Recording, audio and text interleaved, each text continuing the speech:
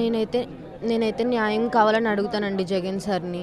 మేము మొన్నటి నుంచి ఇలాగే రోడ్డు మీద కూర్చొనే ఉన్నాము. మాకు న్యాయం జరిగే వరకు మేము ఇలాగ ఉంటాం. సార్ వచ్చిన తర్వాత నేను సార్‌తో మాట్లాడతాను.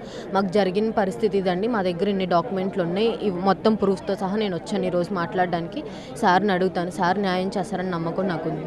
అంటే కొంతమంది చెప్తున్నారు పూర్తిగా ఇది రాజకీయ కోణంలో నడుస్తుంది. ఇది కోర్టులో ఉంది కాబట్టి ఎవరు దీని మీద రెస్పాండ్ అవ్వద్దంటూ కొంతమంది చెప్తున్న పరిస్థితి కూడా కనిపిస్తుంది. ఇప్పుడు కోర్టులో నడుస్తున్నప్పుడు బయట సిచ్యువేషన్ తీసుకుందామండి. ఆల్రెడీ కోర్టులో కొన్ని కేసులు నడుస్తున్నప్పటికి కూడా బయట సెటిల్మెంట్లు చేయడం కానీ, బయట మాట్లాడడం కానీ జరుగుతుంది. మేము మధ్యతరగతి కుటుంబాలమన్నా మాకెవరు రెస్పెక్ట్ ఇవ్వకుండా, మా బాధ అనేది ఎవరు పట్టించుకోకుండా మమ్మల్ని ఇలా రోడ్డు మీద వదిలేసింది. నేను సార్ వచ్చిన తర్వాత ఇదే మాట్లాడతాను, ఇదే అడుగుతాను. నాకు న్యాయం కావాలి. ఇది సార్ మా పరిస్థితి. కోర్టులో ఉన్నప్పటికీ మా స్థాయి ప్రకారం మేము ఒక లాయర్‌ని పెట్టుకున్నాము. న్యాయస్థానాన్నే వాళ్ళు ధిక్కరించి ఇంత పని చేశారు. సో మేము సార్‌ని అడుగుతానండి, ఇది మా పరిస్థితి, మీరేం చేస్తారు ఏంటి అని మాట్లాడతాను సార్‌తో.